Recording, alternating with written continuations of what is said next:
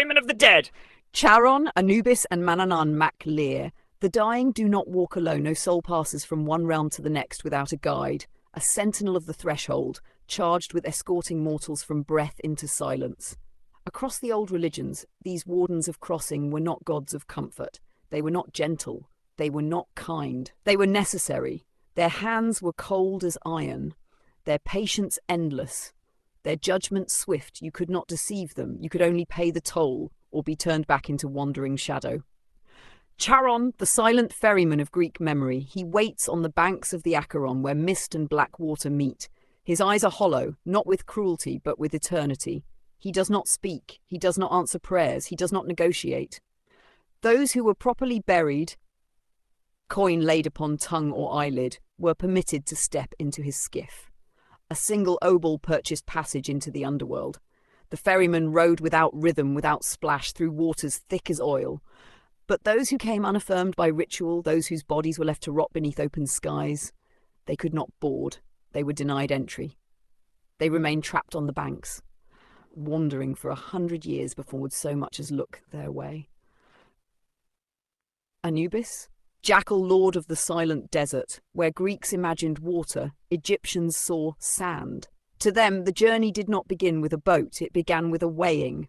Anubis, guardian of necropolises and embalmed flesh, received the soul in his jackal form, black as midnight, ears erect, eyes glowing like lanterns in dunes. He did not ferry them, he evaluated them.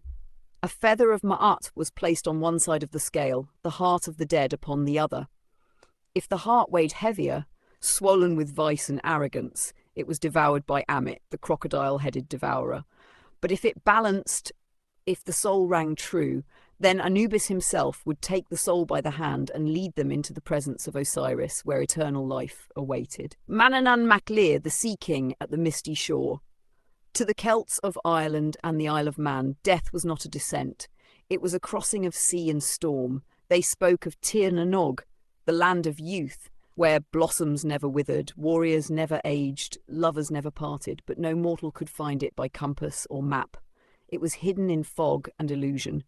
Only one could grant passage, Mannanan Mac Lir, the phantom king of the waves. He rode a chariot drawn by watery steeds. His cloak shimmered like foam over night waves. He greeted the dead not with coin nor law, but with hospitality. Those who had lived bravely, those who had kept oath and honour, he welcomed. Those who had betrayed kith or kin, he abandoned to drift forever in grey tide between worlds. The toll remains coins beneath the tongue, bread beside the corpse. Horses slain at burial to accompany kings, boats burned so that the vessel lived again in spirit, different rites, same truth. No one crosses the veil in silence. All must answer to a watcher. For even in death there are gatekeepers. The hounds of the beyond. Cún Annwn, Garma and Black Shuck. Before death comes softly, it howls. Long before the ferryman arrives, before the soul is weighed or welcomed, there are warnings, echoes across night fields, carried on wind and storm. Not all messengers come in human form. Some arrive on four legs, teeth bared, breath steaming with the chill of the grave. Across ancient lands, the dead were not heralded by angels, but by hounds. Their cries were not of hunger. They were announcements. Cún Annwn, the white hounds of the Otherworld. In the Celtic lands of Wales, the omen of death did not come cloaked. It galloped. They called them Cún Annwn, the hounds of Annwn, the underworld realm of Arorn. Ghostly white, their ears stained red as fresh blood. Their paws made no sound on earth, but their howls rang through marrow. They did not tear flesh. They hunted souls. To hear their cry above your home was not always damnation. It was summons, sometimes noble, sometimes grim. Only cowards fled. The brave stood still and listened. Garma, the blood-stained watchdog of hell. In Norse belief, the gatekeeper of the dead was no gentle guide. It was a monster chained at the threshold of hell's realm. Garma, the hound of gnashing jaws, was said to be crusted in dried blood, his chain rattling in caves beneath the roots of Yggdrasil. He did not escort, he challenged. Those descending into hell's domain would hear his growl first. A sound not outside but inside the skull, vibrating behind the eyes. At Ragnarök, when all boundaries break, his chain will burst. He shall face Tyr, god of law, and both shall fall. Even the gods fear the hound. Black Shuck, the one-eyed phantom of the mist roads, on the wind-swept coasts of ancient East Anglia. Long before Christian scribes cursed his name, there roamed Black Shuck, the night's stalker. A dog taller than a man, eyes burning like coals, fur darker than tar. Sometimes he walked beside travellers silently. Sometimes he vanished when they crossed water, as if refusing to follow where fate had no claim. His presence was not always curse. For those at peace he brought guardianship. For the doomed, he came as harbinger. To feel his breath at your heel beneath moonlight was to know your days were numbered, but your path would not be walked alone. Why dogs? Because mortals trusted them. Because dogs walk between, loyal to man yet born of fang and shadow. Because when we die, perhaps we do not fear gods or kings but silence. And so the ancient world gave us sound. A growl in the wind, a howl in the distance, a warning, or an escort. No soul leaves unnoticed. The watchers at the gate. Valkyries, Fates and Morrigan's raven host. Not all who stand at the threshold wait in silence. Some choose. Some do not merely guard the passage between life and death.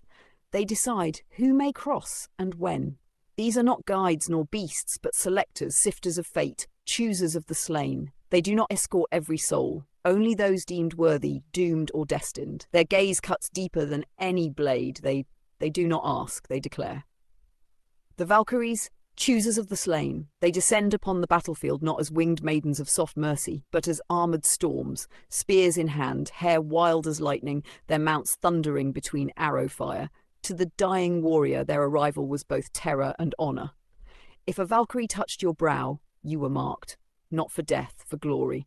Your soul would not rot in hell, nor wander beneath cold moss. You would rise beneath her command, riding across the sky toward Valhalla or Folkvanga, halls of endless mead and eternal battle, but only for those who met death with ferocity. The Fates, spinners of the unchangeable. In Greek memory, no god, not even Zeus, could outrun the will of the Moirai. They appeared not in flame or wing, but as ancient crones weaving the tapestry of existence. Clotho spun the thread of life, Lachesis measured it, Atropos cut. They were not cruel, they were constant. There was no pleading with their hands, no gold, no sacrifice, no oath could alter what had been woven. To the ancients they were not executioners, they were keepers of pattern, reminding mortals that so long as one breath remained, it was not yet severed. Morrigan's raven host, the shadowed queens of battle. While Valkyries rode as fierce maidens, the Morrigan arrived as dread. Seen in Ireland, perched upon corpses or circling above armies as a murder of ravens, she was not merely a goddess, she was battle itself. Sometimes she whispered prophecy into the ears of kings. Sometimes she washed bloody armour in river water, a sign that its wearer would fall before sunset.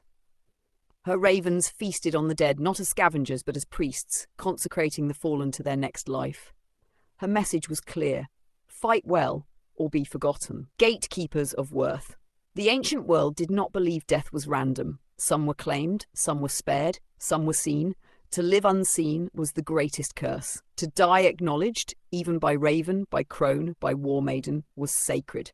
So let the watchers watch, let them choose as they will, for to be chosen is to be remembered. The headless riders, Dullahan, wild hunts and galloping death spirits. When death does not walk, it rides. There are spirits who do not wait for the dying to come. They arrive unbidden, tearing across sky and soil with hooves of thunder. Their coming heralded not by prayer, but by panic. They are not guides, they are not judges, they are collectors. The Dullahan, headless harbinger of the Celtic lands across Ireland's moonlit crossroads.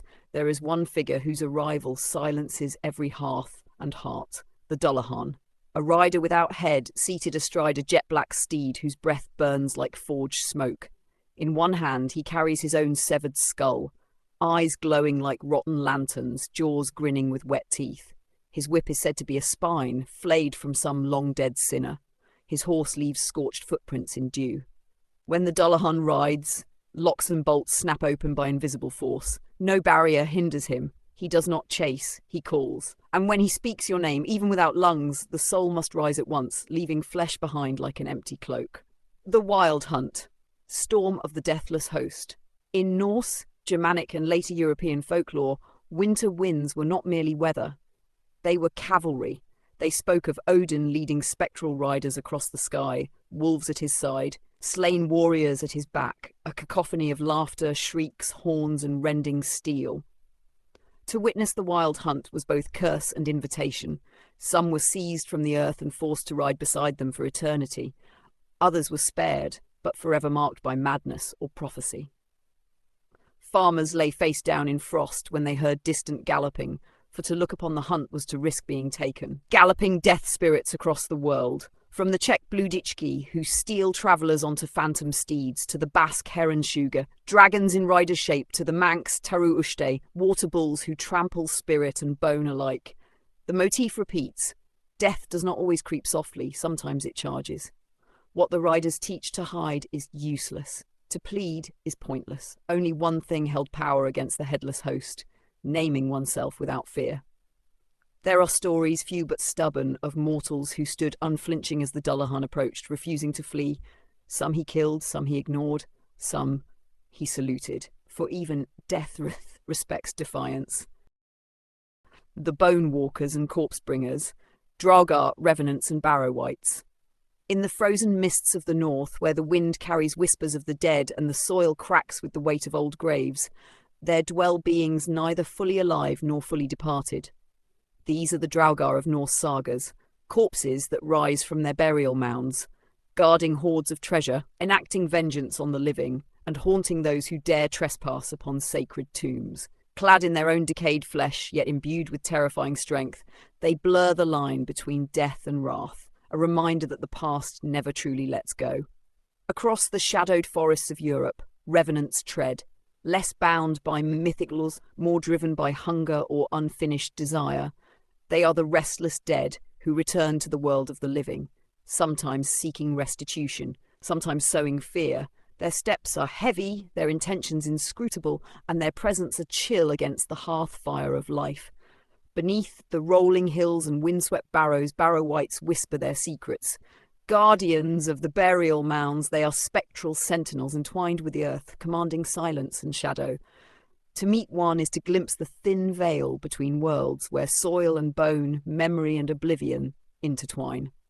These entities share a common thread, the refusal to yield to death's quiet embrace.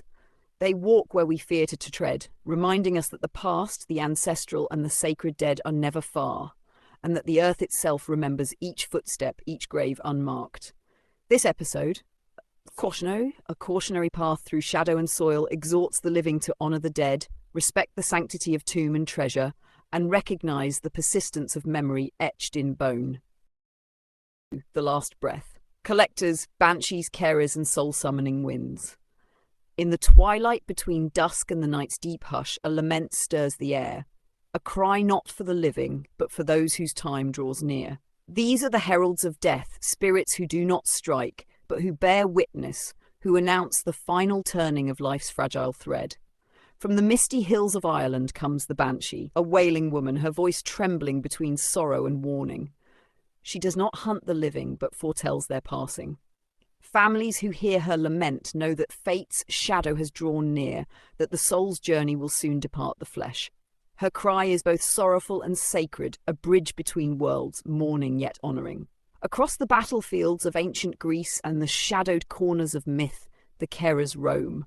Dark-winged and relentless, they circle over the dying, drawn to the scent of mortality. Unlike predators, they are messengers and witnesses, guiding souls toward the threshold, stirring fear, yet serving the natural order of life and death. And there are winds that whisper through the trees, along riverbanks, across barren moors, soul-summoning breezes that carry the essence of those departing. They are invisible yet felt, a chill upon the skin, a breath through the hair, the faintest sigh that the living can sense but never see. These winds speak the language of departure, a soft announcement that death walks near. Together, banshees, carers, and the soul-summoning winds remind us death is not only an end, but a passage, and the living are never alone in witnessing it. Their calls are warnings, prayers, and lamentations, echoes of what will be, and whispers of what has been.